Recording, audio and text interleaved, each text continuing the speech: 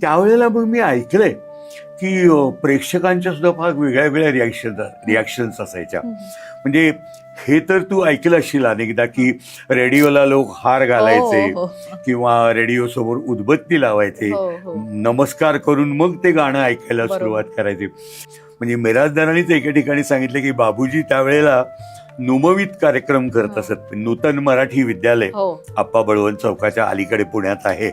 आकाशवाणीनं हे अधिकृतरित्या सांगितलंय की आकाशवाणीचा स्वातंत्र्यापासून म्हणजे 47 सालापासून सर्वात लोकप्रिय ठरलेला तो कार्यक्रम आहे. पण प्रत्येक छोट्या किंवा मध्यम शहरात एक तरी गीतरामायणाचा वेडा मनुष्य असतो की ज्याला सुराची समज असते हो. आणि गीतरामायणाचा काळजात ध्यास असतो बरोबर.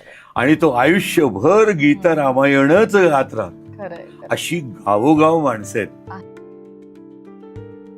व्यंकटेश माडगुळकर तर तुम्हाला माहीतच आहेत हो. की त्यांच्या इतकं अल्पाक्षरी गद्य लिहिणारा मनुष्य मला नाही वाटत मराठीत आणखी कोण आहे. खरंय. की अक्षरशः कुंचल्याच्या फटकाऱ्यात चित्र उभं करावं तसं शब्दांच्या फटकाऱ्यात ते वातावरण उभं करायचं. पुलंचीच कॉमेंट आहे, हा. गदिमा रेकॉर्डिंग होऊन परत आले हा. की ती विद्यार्थ्यांना एखादं गाणं गुणगुणून दाखवायचे. आणि मग म्हणे विद्यार्थ्यांना असं प्रश्न पडत असेल की बाबूजी सगळ्या गाण्याने एकच चाल का लावतात. आणि बाबूजींनी संगीत दिग्दर्शन केलेलं पहिलं गाणं हे माझ्या आईनं गायलेलं होतं. चांदाची किरणे विरली प्रीतीच्या माझ्या राजा वाट किती पाहुरे, हे त्यावेळेचं गाणं. हे 42 किंवा 43 सालाचं. बाबूजी ज्या वेळेला निरोप कसाला माझा घेता म्हणायचे स्टेजवर, त्यावेळेला ते बाबूजी आहेत हे आम्ही विसरूनच जायचो. साक्षात श्रीरामासमोर अत्यंत विकल मुद्रेने उभी असलेली सीता दिसायची. किंवा मातानं तू वैरिणी म्हणताना ते ज्या पद्धतीनं संताप व्यक्त करायचे, हा सुधीर फडके नाहीच आहेत, भरतच उभा आहे संतापलेला. किंवा तुम्हाला सांगतो जटायूचं एक गाणं आहे, अडविता खलाची पडलो पळविली रावणे सीता.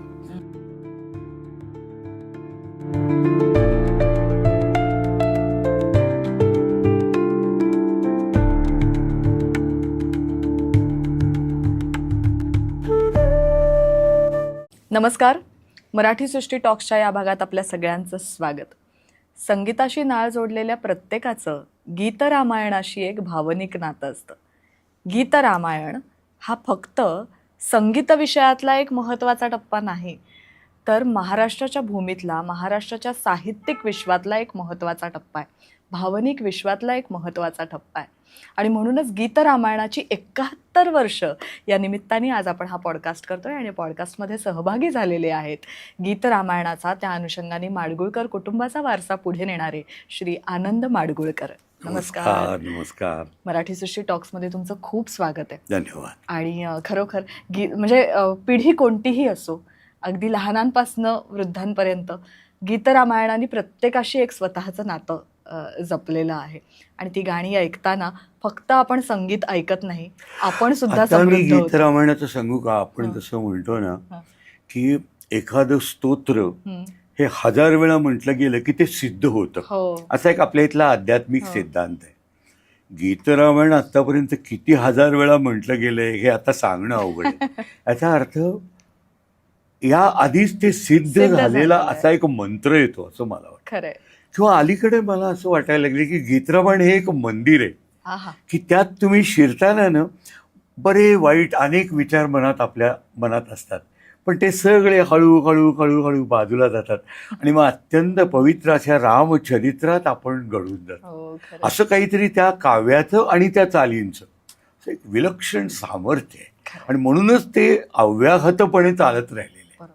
गीतरामायणातलं कोणतंही गीत हे कधीच न ऐकलेली व्यक्तीच मिळणार नाही, महाराष्ट्राच्या भूमीत तर नाहीच. पण आज जगभरामध्ये त्याची जी प्रचिती येते, मी प्रसिद्धी म्हणणार नाही, फक्त प्रसिद्धी नाही, कारण प्रचिती जी येते गीतरामायणाची ती प्रत्येक व्यक्तीला आलेली आहे. अशा वेळेला आज आपण गीतरामायणाची 71 वर्ष या निमित्ताने गीतरामायणाचे जे कार्यक्रम या भूमीवर होतात, जे रसिकांसाठी होतात, त्याचाही थोडासा उलगडा करणार आहोत. कारण कार्यक्रमांमधनं एक वेगळा अनुभव मिळतो. बरोबर. पण त्यापूर्वी आपण सुरुवातच करूया की सुरुवातीच्या त्या दिवसांमधनं जेव्हा गीतरामायण हे सगळ्यात आधी रसिक श्रोत्यांच्या भेटीस आलं.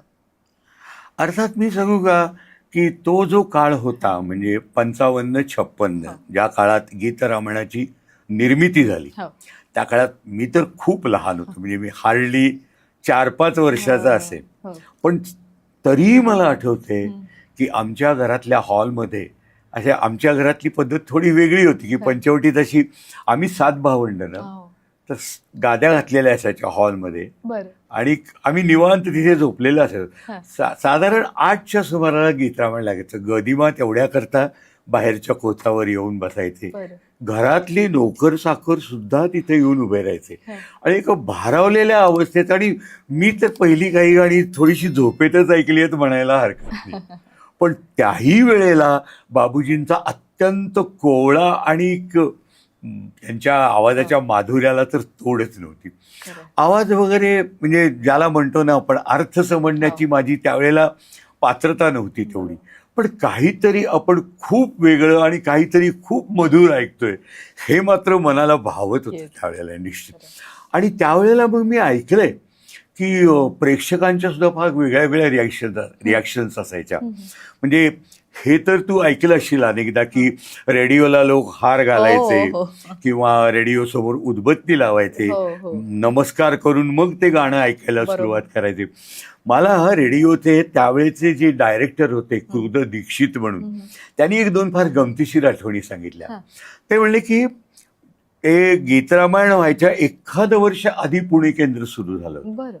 आणि पुणेरी लोक असे की ते म्हणले सकाळी फिरायला जाताना माझ्या घराची बेल दाबून मला उठवून सांगायची की अहो आजचा कार्यक्रम चांगला झाला नव्हता. बरं. हे पुणेकर बरं का. पण गीतरामायण सुरू झाल्यानंतर हा सूर सगळा बदलला बरं. आणि हा कार्यक्रम ऐकण्याकरता म्हणून आम्ही मुद्दाम लवकर उठून रेडिओ समोर बसतो. खरं. दमा मिरासदारांनी एक छान आठवण सांगितली बरं का. ते म्हणायचे की मी आणि बायको आम्ही रोज फिरायला बाहेर पडायचो. आता गीतरामायणाचं गाणं सुरू झाल्यानंतर आम्हाला मोह पडला की ते गाणं ऐकायचं का फिरायला जायचं. पण आम्ही फिरायला जायचं ठरवलं. याचं कारण असं की वाटेने जाताना वाटेतल्या प्रत्येक घरात गीतरामायण लागलेलं असायचं. हो. त्यामुळे गीतरामायणाचं गाणंही ऐकून व्हायचं आणि आमचं फिरूनही व्हायचं. असे अनेकांचे. आणि मग लोकांची तर श्रद्धाच बसली. म्हणजे मिरासदारांनीच एके ठिकाणी सांगितलं की बाबूजी त्यावेळेला नुमवीत कार्यक्रम करत असत. नूतन मराठी विद्यालय हो. आप्पा बळवंत चौकाच्या अलीकडे पुण्यात आहे. तर ते कार्यक्रम करत असताना तोपर्यंत श्रोतृवर्ग असा तयार झाला होता की बाबूजी स्टेजवर गातायत आणि लोक स्वतःही त्याच्याबरोबर म्हणत असत. बरोबर. यांनी एक शेजारी यांच्या बाई बसल्या होत्या कुणीतरी आणि सहज एक पुस्तक बघायला मागितले. बघू हो मला जरा. घ्या पण खाली ठेवू नका. त्यांनी ते घेतलं आणि बोलण्याच्या ओघात खाली ठेवलं. त्या बाई रागवल्या. मी तुम्हाला सांगितलं होतं ना ते पवित्र पुस्तक आहे, असं खाली नाही ठेवायचं. अशा तऱ्हेचं महात्म्य त्या काळापासून. आणि त्या काळातली एक गमतीशीर आठवण तुम्हाला सांगायची म्हणजे भरतनाट्य मंदिराच्या थोडंसं दूर प्रभाकर जोग, ज्यांनी त्या संपूर्ण प्रकल्पाच्या सहाय्यक संगीत दिग्दर्शकाचं काम केलं होतं, त्यांच्या भावाच्या घरी रिहर्सल्स व्हायच्या. तर हा जसा आपल्या आत्ता ह्या रेकॉर्डिंगचा हॉल आहे साधारणतः एवढाच तो हॉल होता आणि उंच खिडक्या होत्या. तर लोक ती रिहर्सल ऐकायला घरात तर गच्च गर्दी जमायची, पण खिडक्यांना लोंबकाळून लोक रिहर्सल पाहायचे. म्हणजे ती रिहर्सल पाहिल्या घरी जायचं नाही असं त्यांनी ठरवलेलं असेल. मी सांगू का, मराठी माणसांचं मी नेहमी पाहिले की एखाद्या गोष्टीवर तो प्रेम करतो म्हणजे वेड्यासारखं प्रेम करतो. जसं काशीनाथ घाणेकरांच्यावर केलं किंवा जसं बालगंधर्वांच्यावर केलं, गीतरामायण हे त्याच पंक्तीत बसणारा एक महान प्रकल्प आहे असं मला वाटतं. एक सुवर्ण काळ आहे, सुवर्ण काळच म्हणायचा. कारण आकाशवाणीनं हे अधिकृतरित्या सांगितलं की आकाशवाणीचा स्वातंत्र्यापासून म्हणजे 47 सालापासून सर्वात लोकप्रिय ठरलेला तो कार्यक्रम. सर्वात, सर्व केंद्रांमध्ये म्हणजे आता कॉमेंट्री वगैरे लोक ऐकत असतील, पण संगीताचा कार्यक्रम इतक्या मिठाकिलुसली लोक ऐकतायत हे गीतरामायणाच्या बाबतीत पहिल्यांदा घडलेलं. आणि मुख्य ते आत्ता सुद्धा आपल्याला पाहायला मिळतं. म्हणजे 71 वर्षांमध्ये एक संकल्पना आजही लोक तेवढ्याच प्रेमाने आपुलकीने. गमतीशीर गोष्ट सांगतो.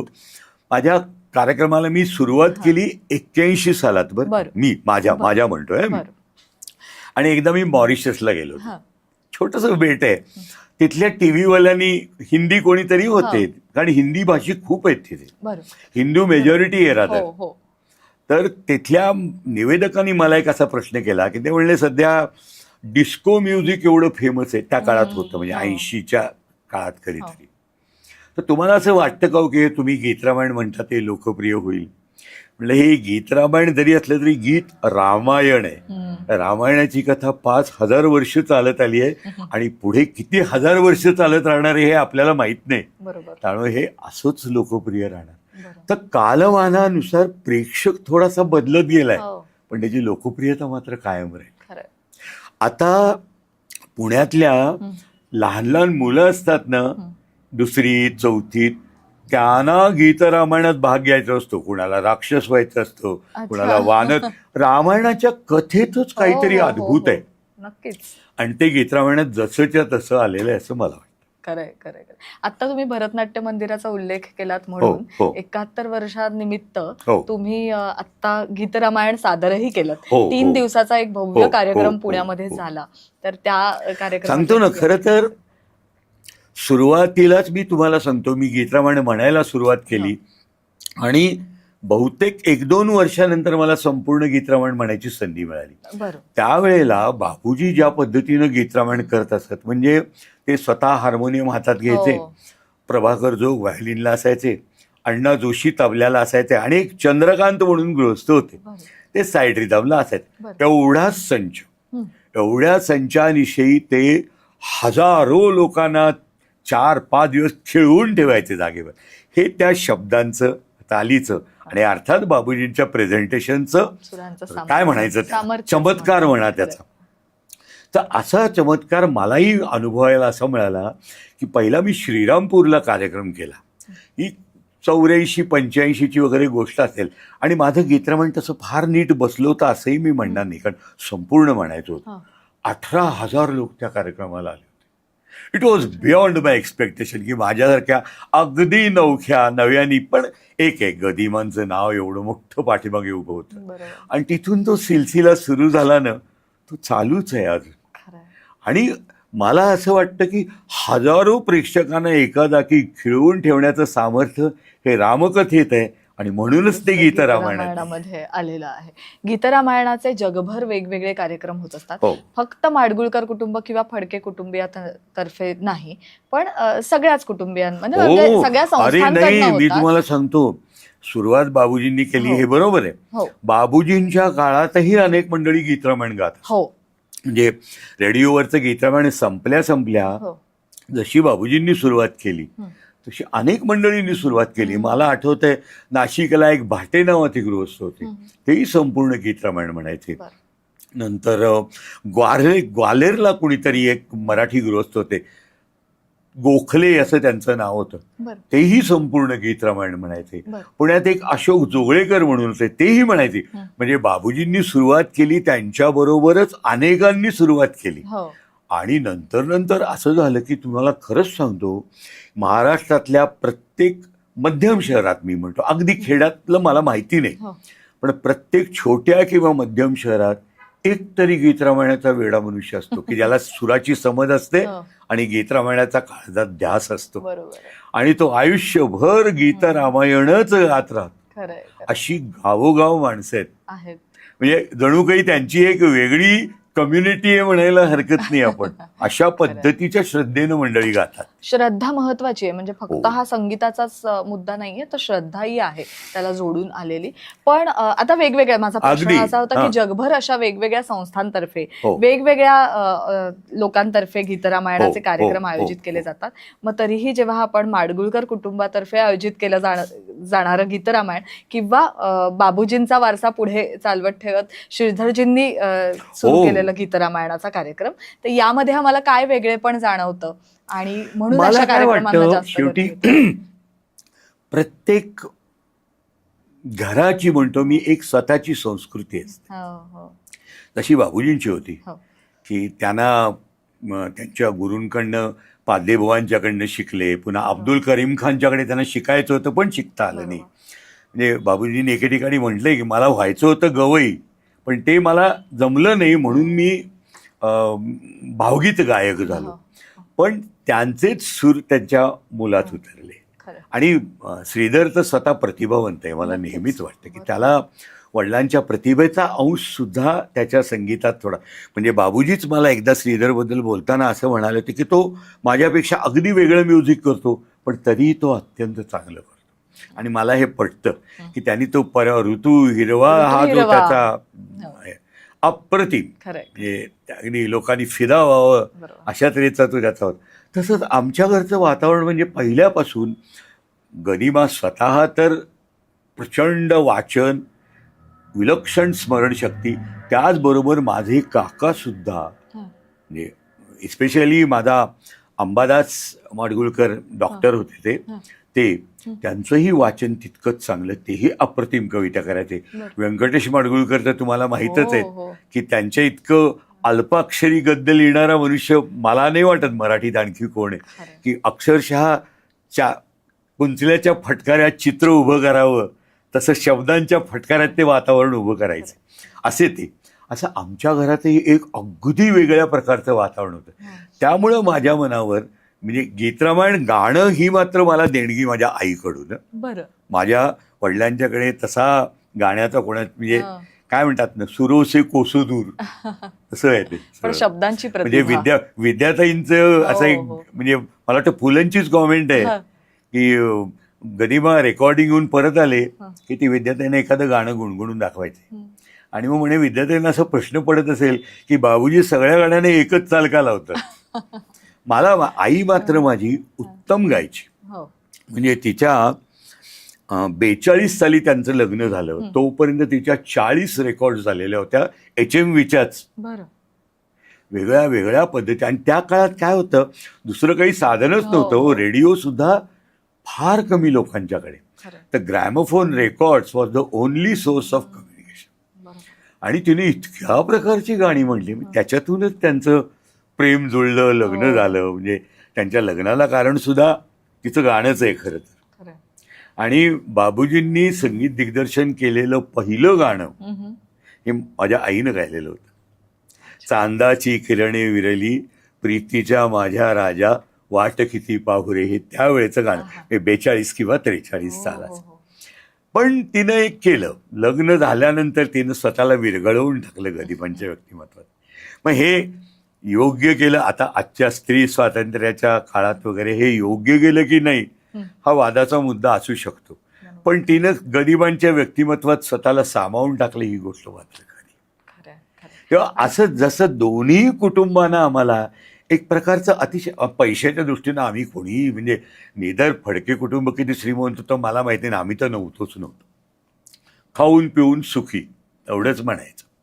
पण हा जो वारसा मिळाला हा मोठा विलक्षण होता. म्हणजे माझा काका जवळजवळ 100पेक्षा जास्त श्लोक आम्हा मुलांच्याकडनं लहानपणी रोज म्हणून घ्यायचा. त्याचे अर्थ सांगायला व्हायचं आम्हाला, की नुसतं गाणं नाही, त्याचा अर्थ सांगा, काय समजलं तुम्हाला याच्यात. अशा पद्धतीचे ना आता आपण कसं 4 लोकांचं कुटुंब, शेजारी कोण आहे हे आपल्याला माहीत नसते, इतरांचा तो प्रश्नच नाही. एक संस्कृती संपन्न एकत्र कुटुंबात वाढल्याचा जो फायदा तो माडगुळकर कुटुंबालाही मिळाला आणि तोच फडके कुटुंबालाही मिळाला. त्यामुळे आमच्या बोलण्यात म्हणा, गाण्यात म्हणा, नकळत हे संस्कार. आता मी तर तुम्हाला सांगतो, मला गदिमांचा प्रचंड धाक होता, प्रचंड धाक. कारण आम्ही 7 भावंड होतो, आम्ही अत्यंत दंगेखोर होतो आणि त्या बंगल्यात आमच्या नुसता धुमाकूळ घालायचो. त्यामुळे गरिमा आमच्यावर भयंकर चिडत असत आमचा, कारण त्यांची ती लेखन समाधी काय. आता मी तेवढा क्रिएटिव्ह नसल्यामुळे मला माहिती नाही, बऱ्याच कथा ऐकायला मिळतात, त्यामुळे ते भयंकर चिडायचे. मी त्यांना फार घाबरायचो. पण तशा वातावरणात सुद्धा मी त्यांच्या अनेक मैफिली, आमच्या वरच्या बैठकीच्या खोलीत ते गाणी लिहायला बसायचे. जिन्यावर बसून मी त्या मैफिली ऐकल्यात, कारण वरती जायचं मला धैर्य नसायचं. पण संगीत, सुराची ओढ ही अगदी लहानपणापासून होती, त्यामुळे जिन्याच्या मध्यावर बसून मी आपलं ऐकत बसायचो. मग थोडा मोठा झाल्यानंतर मला त्या मैफिलीतही प्रवेश मिळाला हळूहळू, पण त्या नंतरच्या गोष्टी. पण अशा तऱ्हेनं प्रत्येकाने आपापले छंद जोपासले. आणि मी तर म्हणेन माझ्या छंदाचं पुढे माझ्या काय म्हणायचं ध्यासात रूपांतर. आणि ते घरातच मुरलेलं असल्यामुळे ना ते सोपंही होत जातं, कारण आपल्याला वातावरण तसं माझ्या पुरत आईची एक गंमत सांगतो की मी जेव्हा 25 कार्यक्रम पूर्ण केले, खूप अगं मी महिन्याला 17 18 कार्यक्रम करायचो त्या काय काळात. म्हणते? गीत रामायण कुठल्याही काळात तुम्ही करावं, तुम्हाला प्रेक्षक असतो. बरोबर. तर मी तिला काय करायचो, प्रत्येक कार्यक्रम झाल्यानंतर एक थोडीशी रॉयल्टी तिला काहीतरी द्यायचो, म्हणजे माझ्या पद्धतीप्रमाणे. म्हणजे मी अमाऊंट सांगत बसत नाही, म्हणजे तुला हसू येईल. आजच्या काळाप्रमाणे नमस्कार करायचो, ती ते पैसे घ्यायची आणि प्रसन्न मुद्रेने म्हणायचे असेच तुझे कार्यक्रम हो आणि अशीच मला रॉयल्टी मिळव वगैरे. पण एकदा ती मला म्हणाली की अरे आता तू गीतरमणाची आउटलाईन म्हणायला लागलायस, अर्थाचं काय म्हणाल. अच्छा. म्हणजे किती तिच्या दृष्टीनं सूर हा एक महत्वाचा भाग होताच, पण अर्थ हा तितकाच महत्वाचा भाग होता. म्हणजे शास्त्रीय संगीतवाले नेहमी म्हणतात ना की आम्ही शब्द म्हणजे सुरांच्या खुंट्या, तसं नाही आहे इथे. बरोबर. शब्दप्रधान गायकीला शब्दांना सर्वाधिक महत्व असलं पाहिजे. म्हणजे बरेच दिग्गज गायक असं म्हणतात ना की गाणं हे गाण्यापेक्षा ते जर समजून घेतलं, ते हृदयामध्ये त्याचा अर्थ उतरला तर बाबूजी जास्त ज्या वेळेला चांगलं. निरोप कसाला माझा घेता म्हणायचे स्टेजवर, त्यावेळेला ते बाबूजी हे आम्ही विसरूनच जायचो. साक्षात श्रीरामासमोर अत्यंत विकल मुद्रेने उभी असलेली सीता दिसायची, समोर येते. किंवा मातानं तू वैरणी म्हणताना ते ज्या पद्धतीनं संताप व्यक्त करायचे, हा सुधीर फडके नाहीच आहेत, भरतच उभा आहे संतापलेला. किंवा तुम्हाला सांगतो जटायूचं एक गाणं आहे, अडविता खलाची पडलो पळविली रावणी सीता. हे गाणं त्या मरणोन्मुख जटायूनं म्हटलेलं गाणं आहे. तो रत्नात माखलेला आहे, त्याचा प्राण डोळ्यात आलेला आहे, हे त्यांच्या गाण्यातनं शब्दातनं कळायचं. म्हणजे गरिबांचे अत्यंत ताकदवान शब्द आणि तितकंच ताकदवान त्याचं प्रेझेंटेशन. म्हणून आज मी अनेक गायकांची, मी कोणावर टीका करत नाही, पण पुसट शब्द म्हणण्याची जी पद्धत आहे ना, त्यामुळे गाणं तुमच्या काळजापर्यंत पोहोचतच नाही ना. मग ते प्रेमाचं गाणं असो, द्वेषाचं गाणं असो, काही असो, पण जर शब्द तुमच्या काळजापर्यंत पोहोचले त्याचा परिणाम कसा होणार. बाबूजींच्या म्हणजे आज सुद्धा मला असं वाटतं की बाबूजी आणि त्यांच्यामुळे कदाचित पण मंगेशकर कुटुंब, म्हणजे मी हृदयनाथजी नाही म्हणत, पण लताबाई, आशाबाई, हे सगळे बाबूजींना शब्दांच्या बाबतीत आदर्श मानून जाणारे गायक होते. बरोबर. किंवा त्यांचं शिष्यत्व पत्करलेले सुद्धा अनेक जण. शब्दांची इतकी समज असलेला दुसरा गायक मी अजून तरी पाहिलेला नाही. खरंय. आणि गीतरामायण हे पूर्ण शब्द प्रतिभेवर उभं राहिलेलं आहे. अरे पुसटली नाही ना सीतेवरची प्रीती, पुसट हा शब्द ते ज्या पद्धतीनं म्हणायचे, हॅट्स ऑफ टू हिम. ते नाही, ते त्यांच्या बरोबर गेलं. खरं. गीतरामायणाचे कार्यक्रम सादर करताना तुम्ही बऱ्याच वेळेला काही प्रत्येक शब्दाचा, म्हणजे काही शब्दांचा अर्थ आवर्जून गाण्याच्या आधी सांगता. अर्थात मी सांगू का, माझं खरंच शब्दांकडे सुरांपेक्षा सुद्धा जास्त लक्ष असतं. मे बी की मी माडगुळकर असल्यामुळे असेल, पण शब्द चुकीचा किंवा वेगळा उच्चारलेला नाही चालत. त्याचा प्रभावच कमी होतो. क्षणही आयुना तुझे रामचंद्र कोपता, हे त्याच पद्धतीनं उच्चारले गेले पाहिजे शब्द, तरच त्याचा इम्पॅक्ट येतो. आणि बऱ्याच गाण्यांमध्ये लांब लांब पल्ल्याची अशी त्या ओळी आहेत आणि त्या तशाच घेणं, कारण त्याचा तो प्रभाव जो आहे तो समोर ते चित्र रामायणाचं उभं राहतं. आता ते खूप दुर्लक्षित गाणं आहे, ही तिच्या वेणीतील फुले लक्ष्मणा तिचीच ही पावले. त्यात त्यांनी शेवटी म्हणलंय की क्षत्रिय स्वर्गीय वातो असो अमानुष, त्याच जाळण्या उसळे पौरुष, कापविन तिन्ही लोकबले. ह्या ओळींमध्ये एकाच वेळेला ती कुठे आहे हे माहीत नसल्यामुळे असलेली विकलता आणि त्याचबरोबर अंगात शौर्य असण्यामुळे आलेला द्वेष, या दोन्ही भावना त्यांनी एका वेळी दाखवल्या. हे खरोखरीच खूप आव्हानात्मक आहे. आणि ते शब्द जर तुम्ही पूर्ण विश्वासाने म्हणले तर ते तुमच्या सुरात येतं असा माझा विश्वास आहे, कारण ते दैवी आहे. हे शब्द दैवीच आहे. गदिमाने अनेक चांगली गाणी लिहिली, बाबूजींनी अनेक चांगली गाणी संगीत दिग्दर्शन त्यांचं केलं. पण गीत रामायणाला दैवी स्पर्श आहे हे ते स्वतःही कबूल करायचे. खूप आहेत शब्द संस्कृत प्रचूर पण सुद्धा म्हणजे त्या शब्दांवर बरंच खरं सांगायचं तर 52-53 मध्ये ते खूप सोपं वाटलं होतं लोकांना. आता अवघड वाटतं. आता एकंदरीत आपली मराठीची जी पुच्छ प्रगती चाललेली आहे त्याचा हा परिणाम आहे. त्याचा परिणाम आहे की भल्या भल्या लोकांना त्यातले साधे साधे शब्द सुद्धा कळत नाही. खरं. आता तेव्हाचे गीत रामायणाचे कार्यक्रम आणि आत्ता होणारे गीत रामायणाचे कार्यक्रम म्हणजे आपण म्हणूया की ग्लोबल प्लॅटफॉर्मवर म्हणजे फक्त तुमच्याकडनं होणारेच असे नाहीत. काय फरक जाणवतो तुम्हाला कार्यक्रमांमध्ये? गाणी तीच असतात तुम्ही म्हणता ते बरोबर आहे एका अर्थाने. अगदी तरुण पिढी जी आहे ना म्हणजे असं आपण म्हणूया की 15-16 ते 25-30 पर्यंत या पिढीला गीत रामायणाचं काही सरसुतक नाहीये फारसं. का बरं असं? माझं ऑब्झर्वेशन सांगतो.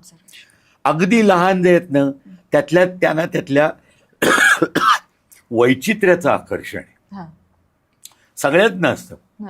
अहो गल्फमध्ये जेव्हा रामायण लागतं ना तेव्हा जादुई बंदर अशी त्याची प्रसिद्धी केली जाते. जादुई बंदर म्हणजे उडता वानर तो.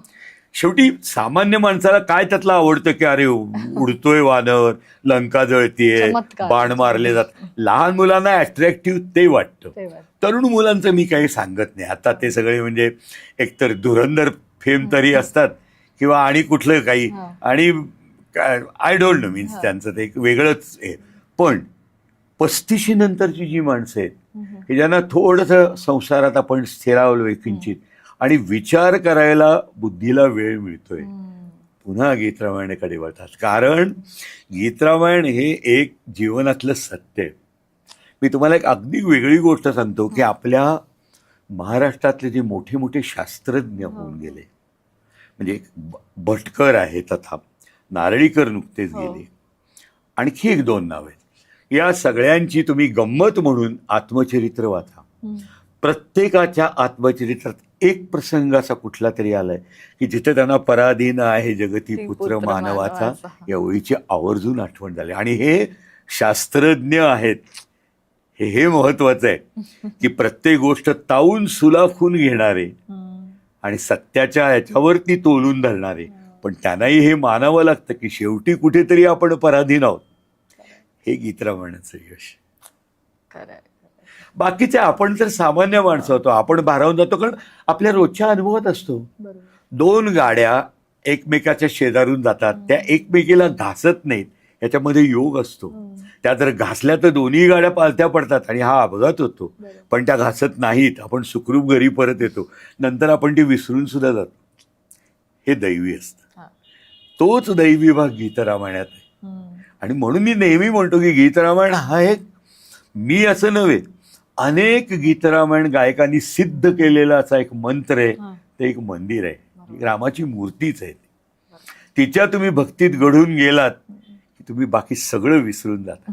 बऱ्या वाईट ज्या काही तुमच्या मनात कल्पना असतील. आणि माझी तर मी तुम्हाला इच्छा सांगतो, परवा मध्ये आपला तो विषय थोडासा सुटला बोलताना. अयोध्येत मी ज्या वेळेला गीतरामायणातली गाणी म्हणत होतो, माझ्यावर अनेक चांगले गायक होते. मी सांगतो ना, दुपारी आपल्यासारखंच अत्यंत टळटळीत ऊन, 42 डिग्रीच्या वरचं टेम्परेचर, ती खालची फरशी अत्यंत तापलेली, येणाऱ्या जाणाऱ्या हायहोई करतच कारण पाय भयंकर भाजायचे अशा वातावरणात. पण जसा जसा सूर्य ढळायला लागतो ना तसं त्या वातावरणात एक भारलेपण येतं. तो असा कमी कमी होत जाणारा प्रकाश. आणि तो त्यांनी खूप मोठा मंडप वगैरे उभारला होता.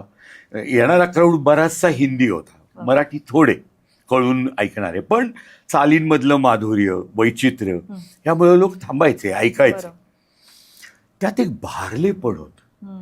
आणि तिथं मला असं वाटलं, म्हणजे हे माझं वाटणं आहे वैयक्तिक, की गीतरामायणातली काही गाणी ही वारंवार म्हटली जातात, लोकप्रियच आहेत.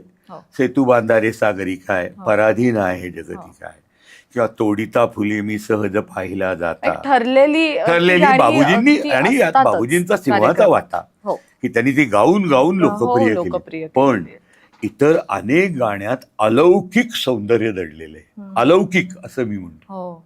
मी तुम्हाला एका गाण्याचं उदाहरण देईन सहज म्हणून की इतका सूक्ष्म विचार गदिमांनी केला का तो ईश्वरी स्पर्शामुळे झाला हे सांगता येणार नाही असं आहे. उजाड आश्रम उरे काननी कोठे सीता जनक नंदिनी असं ते गाणे बरं का.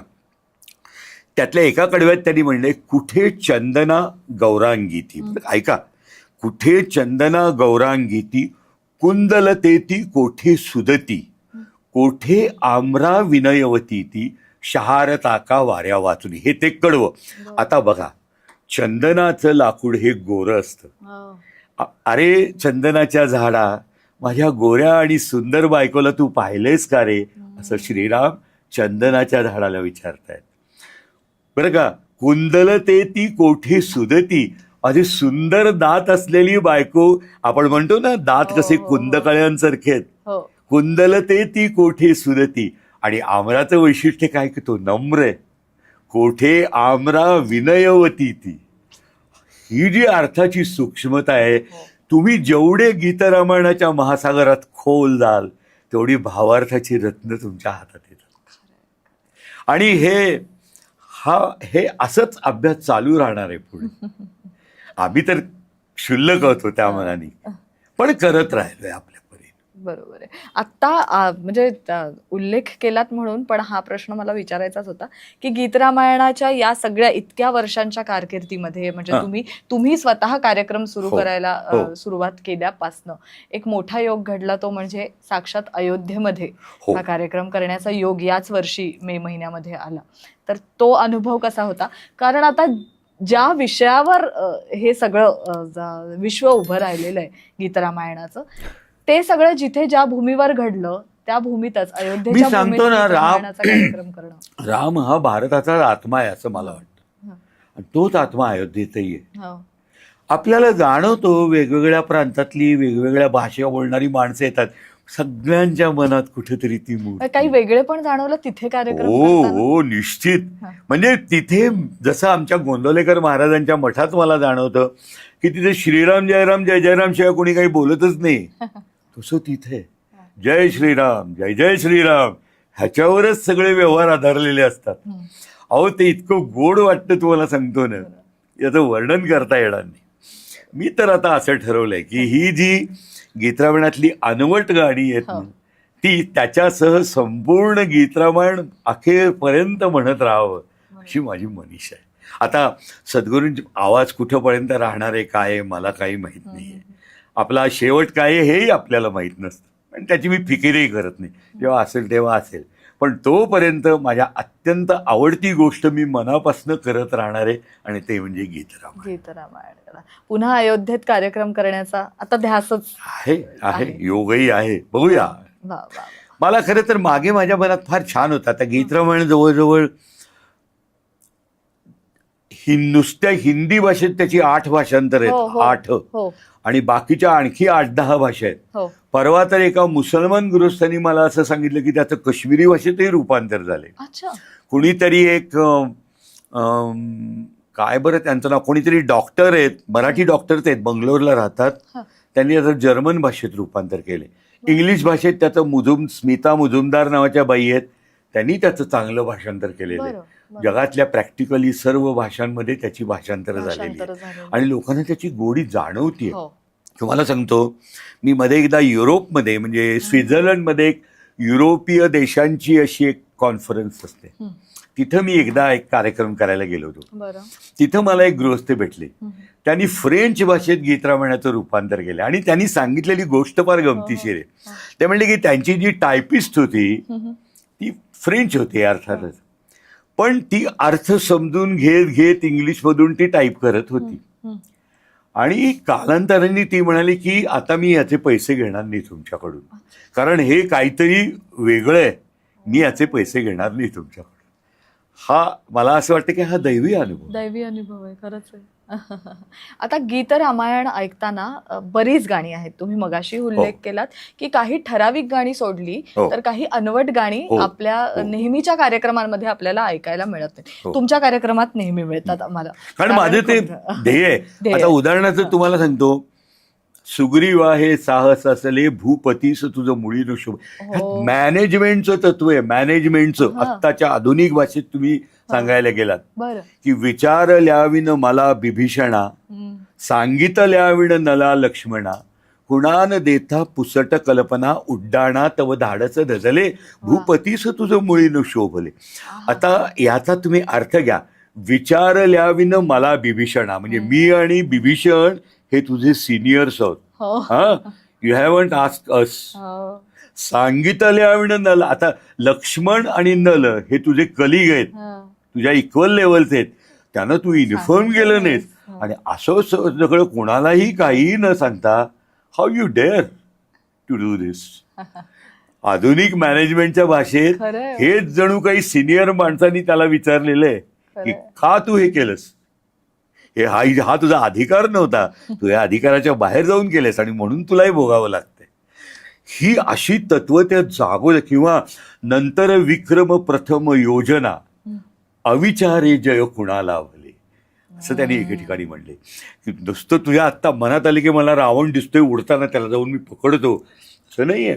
त्यात त्यांनी एका पुढच्या ओळीत त्यांनी म्हणलंय की अरे तुझ्या हातून जर रावण मरणार असता तर मग मी कशाला आलो इथे, खरंय. तूच हे करू शकला असतास ना, कशाला एवढं सैन्य जमा केलं आपण. तुझी ताकद मला माहिती आहे काय आहे ती, तू हे करायचं नाहीयेस. आमच्या बरोबर चल, आप्त सैन्यसह वधू रावणा, असं शेवटी त्यानं म्हणले. हे तुझं एकट्याचं काम नाहीये, तुझ्या हातून ते होणार नाहीये. तुझी ॲबिलिटी ओळख काय आहे ते, मग धाडस. अहो अशी प्रत्येक म्हणजे काय सांगू म्हणजे तुम्हाला हे मी, सांगितल्यानंतर आता असं वाटतं की कार्यक्रमात हे गाणं असावं की ज्याचा एक वेगळा आता अर्थ अर्थात लागेल. अर्थात हो. स्वामिनी निरंतर माझी याच्यात त्यांनी आदर्श राजा म्हणजे आत्ताचं म्हणायचं तर आदर्श लोकशाही हम्म. ही तत्व. यशवंतराव चव्हाणांना हे गाणं का आवडायचं, ते म्हणायचे की आदर्श लोकशाहीची तत्व या गाण्यात दडलेली. बरं. प्रजा हीच कोटी रूपे मला ईश्वराची, असं श्रीराम म्हणतायत त्याच्यात. हा. किंवा प्रजा रंजवी तो सौख्ये तोच एक राजा, म्हणजे प्रजेला सुख देतो तोच खरा राजा आहे. अशी असंख्य रत्न पसरलेली आहेत हो त्याच्यात. आणि म्हणून ते अर्थवाही आहे. म्हणून आणि पण म्हणूनच ते असं चाललंय पुढे चाललंय. पुढे हो. आणि जाणारच आहे. खरंय. संपूर्ण गीतरामायणाचा कार्यक्रम करायचा म्हटला तर मग तुम्ही ज्या पद्धतीने करता की 3 दिवसांचा म्हणजे हो, एका दिवशी हो, एवढा हो. असं करावं लागेल. हो. कारण संपूर्ण गीतरामायण म्हणजे तो खूप मोठा मोठे. कार्यक्रम. खरं तर माझी इच्छा अशी आहे हा. की प्रत्येक शब्द म्हटला गेला पाहिजे त्यातला, खरं तर. बरं. पण गंमत काय झाली, गीतामधली गाणी खूप लांब आहेत. लांब आहे. काही काही 10 कडव्याची आहेत, काही 12 कडव्याची आहेत. हा. सगळी कदाचित हं. पेलणं आजचा समाज. त्या काळात कसं होतं, पुण्यात मी पाहिले रात्री 2-2, 3-3 वाजेपर्यंत पब्लिक आनंदात बसलेलं पण असायचं तेव्हा मनोरंजन म्हणा किंवा आणि असं नंतर थोडंसं चालत घरी विरंगुळ्याचं जायचे साधन लोक त्याचं. आपापल्या. बरोबर. आता नाही राहिलं ना समोर दादर. हो. तेव्हा आता ते खरं तर ते संपूर्णच ऐकलं पाहिजे म्हणून मी म्हंटल तसं की चित्र काय बदललेलं आहे इतक्या वर्षांमध्ये असतं आणि ते बदलत राहतं. हो. त्यात काय 71 जेव्हा आपण साजरी करतो एखाद्या संकल्पनेची 71 तुम्हाला एक वर्षाची संकल्पना. गमतीशीर आठवण सांगतो हो. बरं का. ही म्हणजे आताच्या काळाला अनुसरून आहे. सांगा ना. बऱ्याच वर्षापूर्वी म्हणजे 87-88 साल किंवा 94-95 अमेरिकेला पहिल्यांदा गेलो होतो. हम्म. आणि त्याला बॉस्टनला या बृहन महाराष्ट्र हा. काहीतरी आहे त्यांची, हा. त्यांचं संमेलन होतं. मी त्याला गेलो. बरं. तिथं मला अलास्कातून आलेलं एक कुटुंब भेटलं हं. की ते permanently they were placed in Alaska, बरं. मराठी कुटुंब. बरं. ते मला म्हणाले की आमचा प्रदेश असा आहे की 6-6 महिने आमचा जगाशी संपर्क तुटलेला असतो. आता हा 90 सालातली गोष्ट आहे, म्हणजे बरोबर. जुनी आहे. हो. मोबाईल नाही, काही नाही, काही नाही. तर आमच्या संस्कृतीच्या जोडणाऱ्या 2च गोष्टी आमच्याजवळ असतात. एक म्हणजे पुलंची भाषणं आणि गदिमांचं गीत. वा. वा. ही महाराष्ट्राची मराठी संस्कृती जोडलेली नाळ आहे. पराधीन आहे जगतीला, तुम्ही अमेरिकेत गा, तुम्ही ऑस्ट्रेलियात गा, तुम्ही गल्फमध्ये गा, कुठेही गा, त्या शब्दाला तुमच्याही डोळ्यात पाणी येणार आणि त्याच्याही डोळ्यात पाणी येणार. निश्चितच. ही ती जुळलेली तार आहे. बरोबर. आत्ता येणाऱ्या नवीन पिढीला काय सांगाल, म्हणजे काय आग्रह असावा गीतरामायणाचे कार्यक्रम अर्थ सादर करताना? समजून घ्या. हो. अगदी जेव्हा केव्हा तुम्हाला वेळ मिळेल त्यावेळेला ती जीवनाची जी तत्व आहेत ना ती कधी बदलत नसतात, ती चिरंतन तत्व आहेत. बरोबर. म्हणजे आपण नेहमी धर्माचे 2 भाग म्हणतो, यम आणि नियम. एक भाग बदलत असतो तो हो. काळानु. रूढीना किंमत द्यायची नाही फारशी, रूढी बदलतच असतात. त्याचा जो मुख्य भाग आहे तो मात्र कॉन्स्टंट असतो. तसंच जीवनातले मनुष्य पराधीन आहे हे सत्य कधीही बदलणार नाही. मध्ये मला आठवतंय अमेरिकेची एक पाणबुडी समुद्राच्या तळाशी जाऊन निकामी झाली होती. तेव्हा प्रार्थना करणं एवढा एकच उपाय अमेरिकनांच्या हातात होता. काय करू शकले त्यावेळेला ते? एवढी विमानं होती, अण्वस्त्र होती, अमुक होती, ठमुक होती, काही करता आलं नाही. हे आहे आणि असंच राहणार आहे. हा जीवनाचे विविधार्थ जे कायम स्वरूपी मानवाबरोबर असणार आहेत शेवटपर्यंत, अगदी कयामत के दिन तक असं म्हणूया आपण. ती तत्व चिरंतन आहेत. आणि ती चिरंतन तत्व कुठल्याही वयातल्या माणसांनी समजावून घ्यावीत अशी आहे. लहानपणी ती समज नसते, पण तरुण वयात ती यायला हरकत नाही निश्चितपणे. कधी कधी असं होतं कार्यक्रमांमध्ये पहिले म्हणजे 2 अंतरेच घेतले जातात, पूर्ण गाणं घेतलं जातं. गीत रामायणाच्या बाबतीत तसं करता येणार नाही खरं तर, कारण ती प्रत्येक गाणं म्हणजे एक कथा. त्याला एक उपाय थोडासा असा आहे की त्या गाण्याचा जो कंटेंट आहे ना, एक थॉट कंटिन्युटी असं आम्ही एक स्क्रिप्ट रायटिंग मध्ये एक हे करतो की थॉट कंटिन्यू कुठं झालंय, म्हणजे महत्वाचा तपशील कुठला सुटत नाहीये असं बघत तुम्ही कडवी सिलेक्ट करत जायचं. बरं. की आता उदाहरणार्थ चला राघवा चला पहा या जनकाची मिथिला, ह्याच्यात त्या जनकाच्या राजाच्या दरबारात शिवधनुष्य ठेवलेलं आहे, हा महत्वाचा भाग आहे. ते कडवं सोडून चालणार नाही तुम्ही. ते जर कडवं सोडून तुम्ही पुढच्या कडवे गेलात तर कंटेंट तुटतो, म्हणजे लॉजिकल कंटिन्युटी तुटते तिथे. असा विचार करत जर तुम्ही ते एडिट केलं तर लोकांना फारसा त्रास न होता संपूर्ण गीत रामायण ऐकण्याचं समाधान मिळू शकेल आत्ताच्या काळात. बरोबर. कारण वेळ कमी आहे. म्हणजे संपूर्ण गीत रामायण असा जर कार्यक्रम 1 दिवसाचा करायचा ठरला किंवा आपण 3 तासांमध्ये शक्यतो एक कार्यक्रम सादर करतो. 3 तास अवघडच आहे, पण एक दिवस ठीक आहे. पण निदान अशा पद्धतीने आपण काहीतरी वेगळेपण आणू शकतो त्यामध्ये. गाण्यांचं सिलेक्शन करताना सुद्धा, गाण्यांची निवड करताना सुद्धा, कारण इतकी सगळी गाणी आहेत त्यातली महत्वाची कोणती घ्यायची, मग ती ठराविक गाणीच येतात. तुम्ही जसं म्हणालात की नाही, बाबूजींनी सिलेक्शन स्वतः अतिशय व्यवस्थित केलेलं, त्यात वादच नाही. की आता पराधीन आहे जगती आणि तात गेले माय गेली भरत आता पोरका, त्यानंतर श्रीरामांनी चित्रकूट पर्वत सोडलाय आणि त्यानंतर 10 वर्ष महत्वाचं काहीच घडलेलं नाही. हा वाल्मिकी रामायणातही असाच पिरियड आहे, तोच गीत रामायणातही आहे.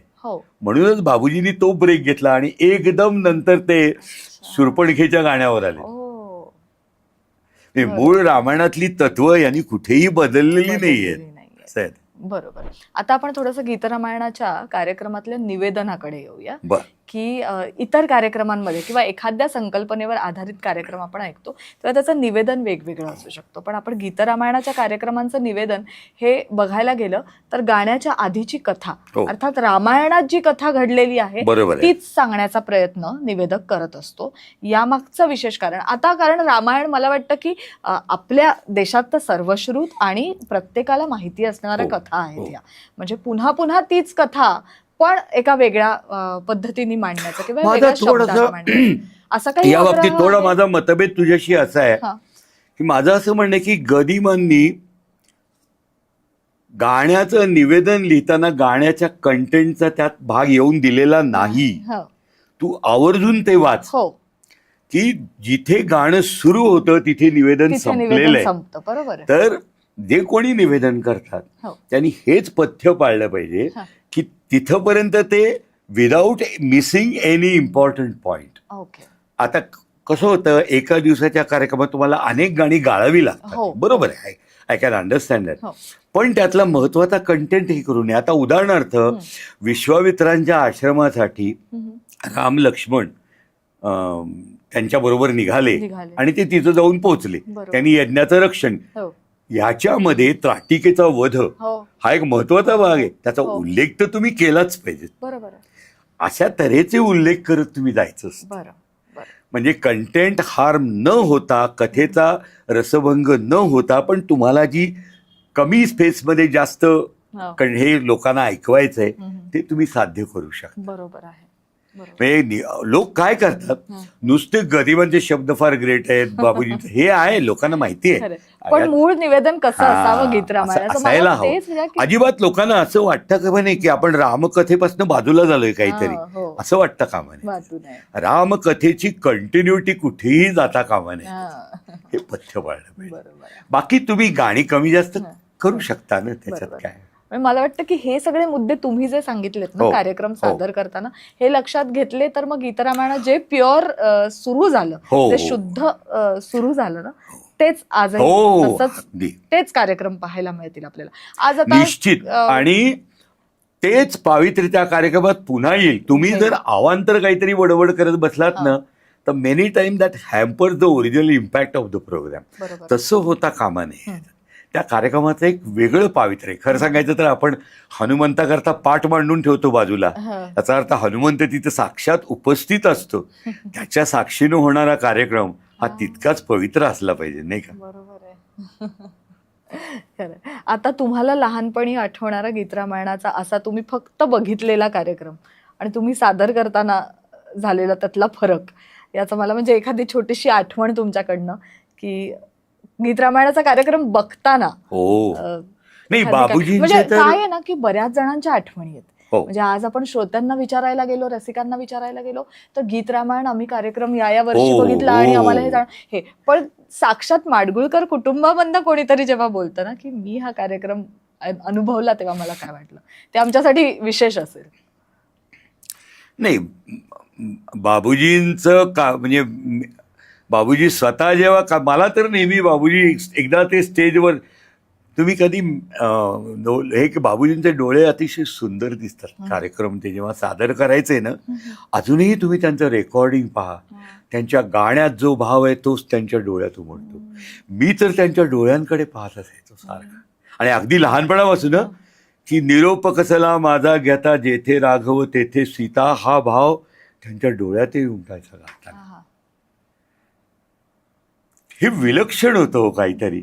म्हणून मी सांगू का, आम्ही सगळे आता श्रीधरही गातो, मी गातो माझ्या परीनं, आणखी खूप लोक आता तर बरेच, आणखी सुरेश वाडकरनी काही गाणी म्हणली आहेत, आनंद भाटेही काही गायला आहे, ऋषिकेश रानडे गायला आहे, सगळेजण चांगले गातात सगळेजण.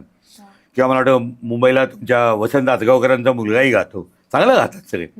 पण तो जो भाव विभोर होणं, भाव विभोरून त्या व्यक्तिमत्वात जाऊन गाणं, हा जो प्रकार आहे ना, केवळ बाबूजी आणि बाबूजीच. आणि हा मला त्यांच्यात अगदी मी लहान असल्यापासून जाणवणारा गुण आहे. आणि हा नुसतंच त्याच गाण्यात नव्हे, इव्हन सिनेमाचं गाणं गाताना सुद्धा ते भाव त्यांच्या शब्दात नाही येतात. आता गीत रामायणात ते फारच उच्च कोटीला पोचली ती गोष्ट खरी, पण तो त्यांच्या गाण्यात संगीताचं एक विलक्षण असं वैशिष्ट्य आहे. बरोबर बरोबर. या व्यतिरिक्त अनेक पुस्तकं तुमच्या हातनं घडली आहेत असं आपण म्हणूया, कारण त्यामध्ये गदिमांच्या अनेक आठवणी तर आहेतच. मी सांगतो तुम्हाला, मी पहिलं पुस्तक अर्थातच माझ्या आवडीच्या विषयावर लिहिलं, त्याचं नाव होतं गीत रामायणाचे रामायण. अच्छा, बरं का. बरं. त्याच्यात मी प्रत्येक गाण्यामागची निर्मिती कथा लिहिली. हो 56 गाण्यात. आणि तुम्हाला गंमत सांगतो की ते पुस्तक खरोखरी आज गीत रामायण गातात ना, ते टेक्स्टबुक सारखं वापरतात. कार्यक्रम, कारण त्यात सगळ्या आठवणी आहेत. जिथे जिथे गाण्याविषयी मला काही जाणवलं तेही मी त्यात लिहिलेलं आहे. असं त्यांना एक जणू काही कार्यक्रम कसा करावा याचं एक पुढे मॉडेल मिळाल्यासारखं मिळालं. त्याच्यानंतर मी आणखी एक पुस्तक लिहिलं, ते भावार्थ गीत रामायण. आज मी तुम्हाला गीत रामायणातल्या अर्थाचे अनेक मला भावलेले अर्थ सांगितले, ते मी त्या याच्यात मेन्शन केलेले आहेत मुद्दाम, की तो अर्थ त्या वाचकालाही प्रतीत व्हावा. मध्ये मला एकदा सौदी अरेबियातनं एक फोन आला होता. ते म्हणजे आम्ही इथं 8-10 मराठी इंजिनियर्स आहोत, एका ऑइल कंपनीत आम्ही काम करतो, आणि आम्हाला इथे रामाचं जुनी गोष्ट आहे, रामाचं चित्र लावायची सुद्धा परवानगी नाही आहे. तो काळ म्हणजे 10-15 वर्षापूर्वी असं. आम्ही काही नाही, आम्ही तुमचं पुस्तक काढतो आणि रोज एक गाणं आम्हीच म्हणतो, त्याच्यावरचा तुम्ही लिहिलेला अर्थ वाचतो, त्याच्यावरच्या कॉमेंट्स वाचतो, आणि अशा तऱ्हेनं आम्ही रामजन्मोत्सव साजरा करतो. वा वा. मग मी आणखी एक पुस्तक लिहिलंय, ते आमचं ना, आम्ही जी 7 भावंड गरिबांची मुलं होतो ना, आमचं गरिबांची प्रसिद्धी, त्यांचं सिनेमातलं सगळं ते जग, ह्याच्या व्यतिरिक्त आमचं एक खाजगी जग होतं 7 जणांचं. 4 बहिणी आणि 3 भावंड. मग त्यात आमची भांडणं असतील, आमच्या मारामाऱ्या असतील, आमचं प्रेम असेल, सगळंच. गरिबांचा प्रचंड धाक, आईचं तितकंच प्रेम, ह्याच, आणि काय म्हणतात त्यांना, माणसानी हसती खेळती फळती फुलती राहिलेली पंचवटी, असा तो एक फार वेगळा असा एक माहोल होता. तो मी त्या पुस्तकात आणण्याचा प्रयत्न केलाय. गरिबांची पंचवटी आणि आम्ही 7 भावंडी. त्यात गरिबांच्या करिअरविषयी काही नाही, आमचं जे आयुष्य होतं त्यांच्याशी निगडीत. म्हणजे ते सूर्य आणि आम्ही सगळी त्यांच्याकडे पाहणारी फुलं असं समजत. त्यांच्या भोवतीच आमचं आयुष्य फिरत होतं, पण तरी आमचं एक गमतीशीर आयुष्य होतं. ते एक मी लिहिलं. मग मला गरिबांच्यात आणि बाबूजींच्यात एक गमतीशीर असं अद्वैत आहे की जे मला नेहमी जाणवलंय. त्याच्यावर मी जवळजवळ, मी तुम्हाला सांगू का, आता तरी माझ्या संग्रहात लेख कवी असतील 5-25 तरी मी त्याच्यावर लेख लिहिले. त्या लेखांचं एक पुस्तक आहे, गदिमा बाबूजी एक अद्वैत असं त्याचं नाव. बरं. तेही मी लिहिलंय, सगळी प्रकाशित झाली ती. आणि अगदी अलीकडे गदिमांचं अथपासून इतिपर्यंत चारित्र्य रेखाटणारं असं एक माझ्या खिडकीतून गदिमा, बरं, अशा नावात. त्यालाही एक, हे नाव मी असं थोडं विचित्र का ठेवलं, याला एक कारण आहे बरं का. गदिमा 77 मध्ये गेले आणि 80-81 मध्ये, त्यावेळेला माझ्या मनात जरा आपण ऍक्टिंग करा वगैरे. एका पिक्चरमध्ये मी कामही केले. बरं. देवकी नंदन गोपाला म्हणून एक पिक्चर होतं गाडगे बाबांच्या आयुष्यावरचं. त्यात डॉक्टर लागूंच्या बरोबर मी एक महत्वाची भूमिका, म्हणजे पिक्चरमधली 2 गाणी माझ्यावर होती त्याच्यात. बरं. आणि आणखी गंमत म्हणून सांगायची तर, एका महाराष्ट्र नाट्य स्पर्धेत मला रवींद्र नाट्य मंदिरला बक्षीसही मिळालेलं आहे ऍक्टिंगचं महत्वाचं. तर थोडंसं ऍक्टिंगचं त्यावेळेला माझ्या असं डोक्यात होतं. एक दिवशी मला बाळ कोलटकरांचा मुंबईहून फोन आला की, अरे आनंद, मला अण्णा म्हणत होते की तुला ऍक्टिंगची खूप हौस आहे. तर म्हणलं की हो आहे. मग मी एक नवीन नाटक करतोय, विद्या विनयेन शोभते असं त्याचं नाव, काम करशील का त्यात? म्हणलं करीन की. मग ये माझ्याकडे उद्या. मी त्यांच्या घरी गेलो दुसऱ्या दिवशी.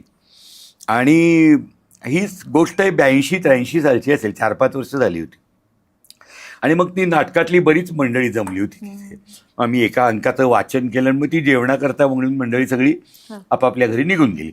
आणि मी आणि बाळ कोलटकर आम्ही जेवायला बसलो. जेवता जेवता ते म्हणाले, अरे तू नुकतंच गीतरामायण म्हणायला सुरुवात केलीस असं मी ऐकलं. हो बरोबर आहे. मग मला काहीतरी ऐकव ना. मग मी त्यांचा हार्मोनियम तिथे जवळ होता तो ओढला आणि पराधीना आहे जगती म्हणायला सुरुवात केली. आणि त्यांच्या डोळ्यात अक्षरशः घळा घळा घळा घळा पाणी यायला लागलं. इतकं की मी ऑकवर्ड झालो गाताना. आणि मी ऑकवर्ड झालो हे त्यांच्याही लक्षात आलं. ते डोळे न पुसता सुद्धा हसून मला म्हणाले, अरे ही तुझ्या गाण्याला दाद आहे असं समजू नकोस, तुझ्या खिडकीतून मी अण्णांना पाहतो. ही कॉमेंट माझ्या लक्षात राहिली. गदिमा आभाळासारखे होते हो, पण माझ्या खिडकीतलं आभाळ एवढंच आहे. कारण माझी खिडकी लहान आहे, पण मला ते कसे दिसले हे त्या पुस्तकात मी सांगितलं.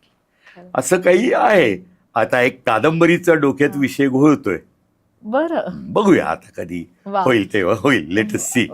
पण ही जी सगळी पुस्तकं तुम्ही सांगितलीत ही आवर्जून वाचायलाच हवीत, प्रत्येकाने वाचायला हवीत. कारण त्याचे विषयच सगळ्यांच्या, अगदी म्हणजे मी जसं म्हणाले की गीतरामायणाचं एक भावनिक नातं आहे तसं. पण कादंबरी मात्र एकदम वेगळी आहे. हो, म्हणूनच मी आता काही बोलत नाही, आल्यानंतर वाचा.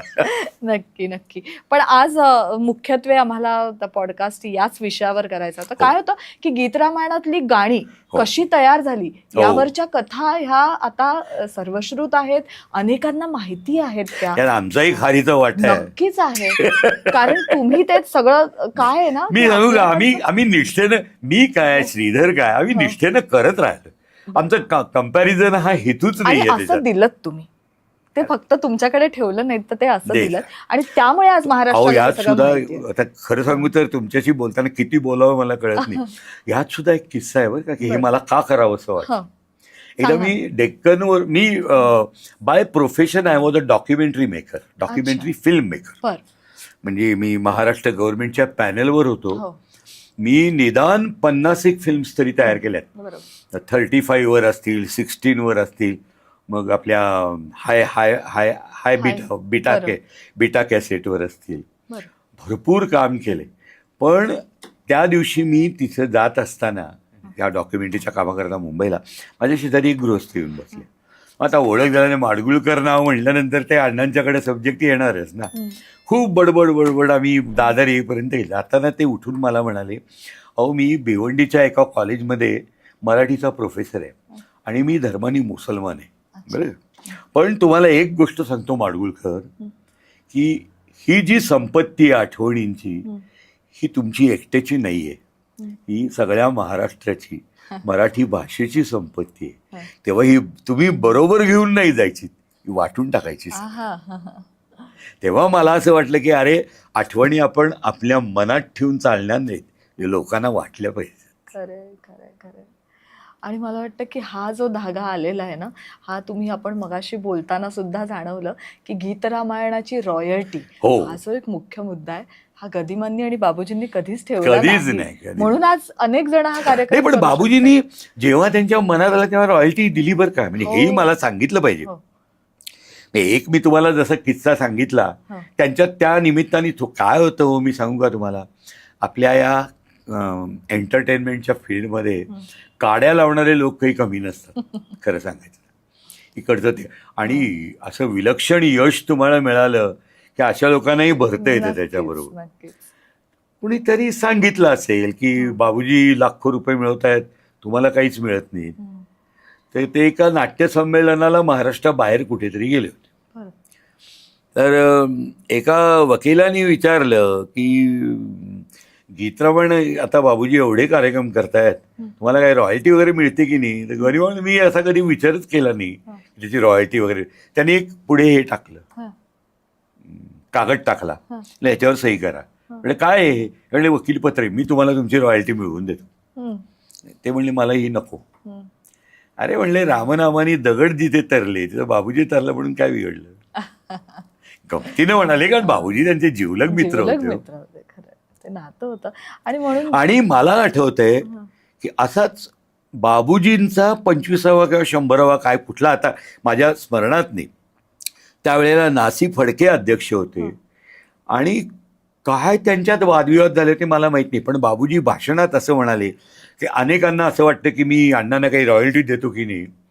त्यांनी एक सोन्याचं वळं ते करून विद्याताईंना म्हणजे माझ्या आईला रंगमंचावर बोलवून त्यांना भेट म्हणून दिलं आणि नमस्कार केला होता. हे मी त्या प्रसंगाचा साक्षीदार आहे. तेव्हा मी सांगू का, त्या दोघांच्या मधले संबंध हे वेगळीच चीज आहे. त्या लेवलवर खरोखरीच म्हणजे बरोबर.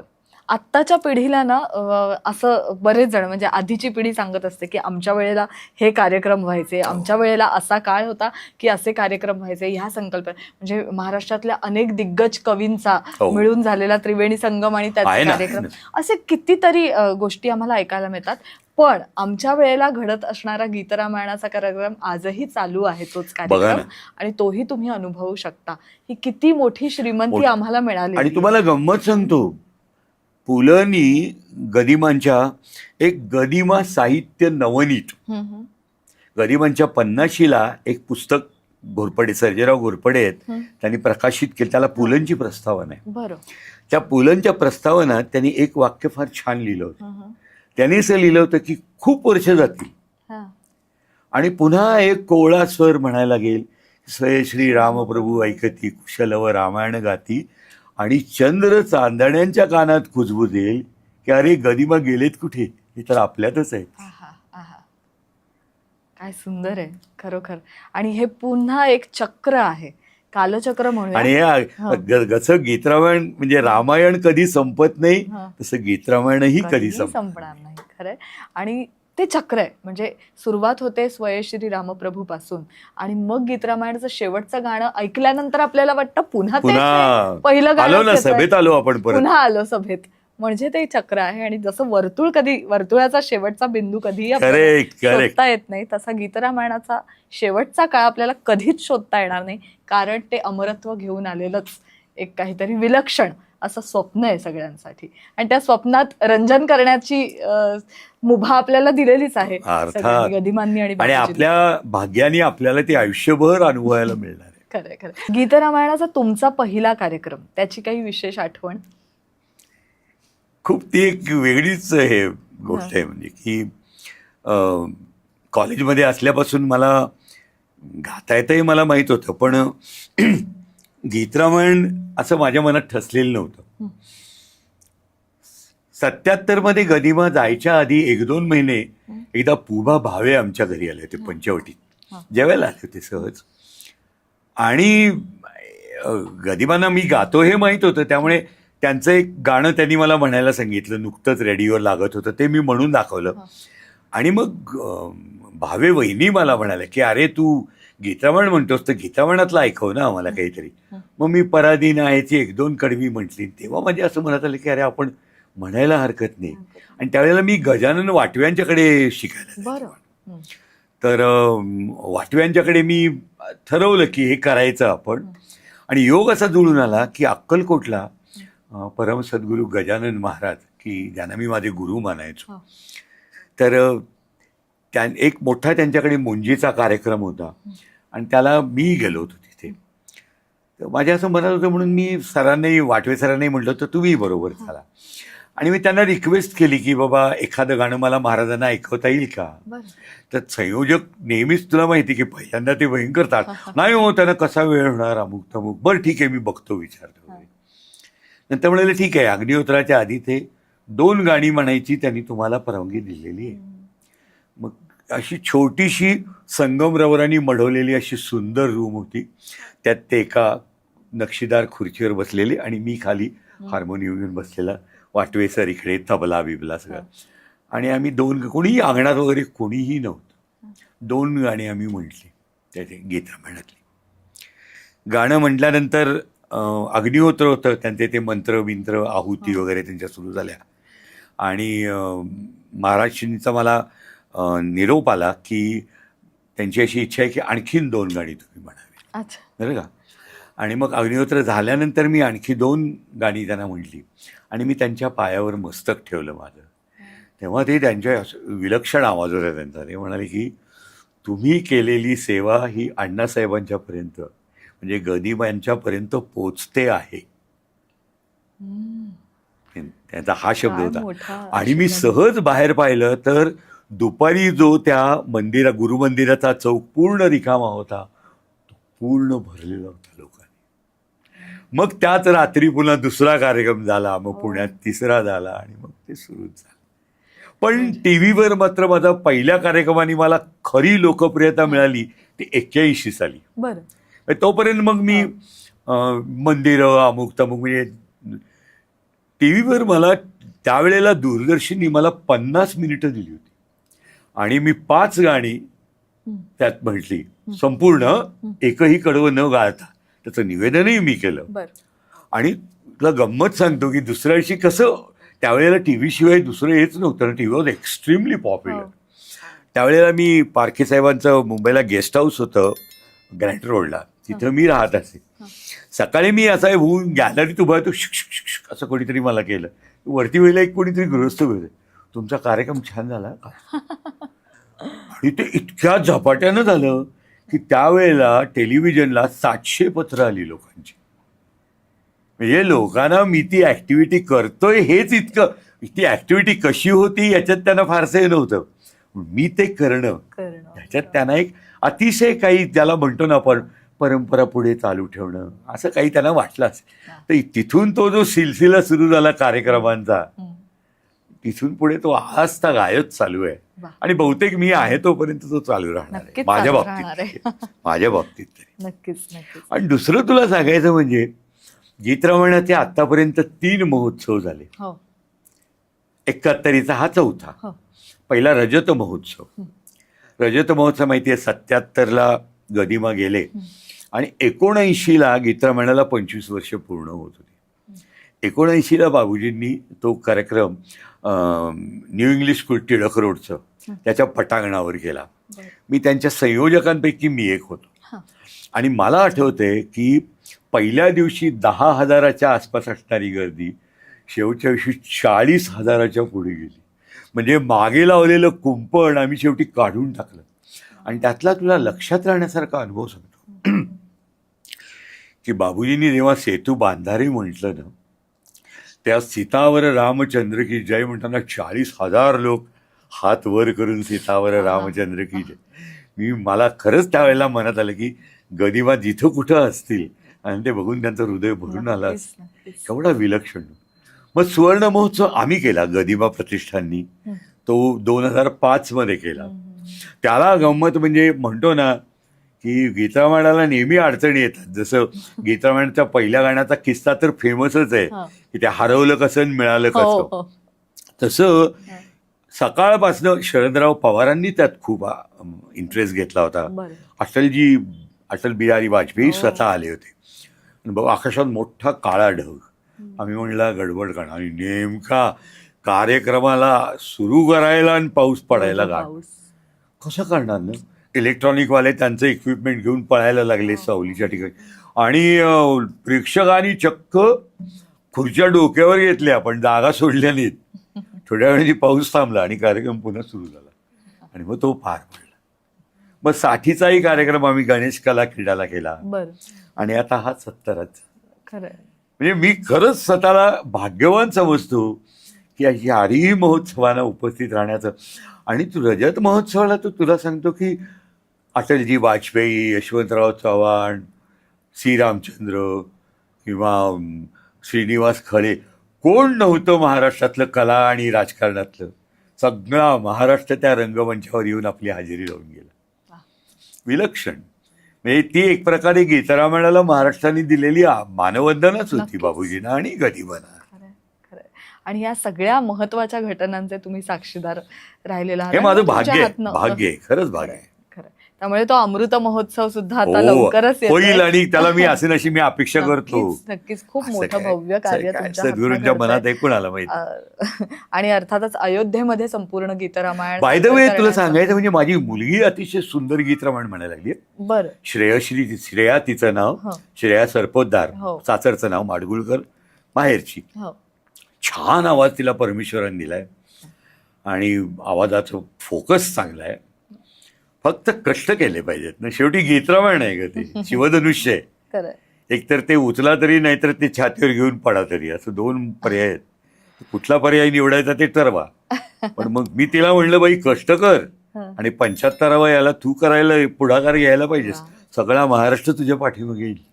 निश्चितच. या निमित्ताने आपण तिलाही शुभेच्छा देऊया. नक्कीच.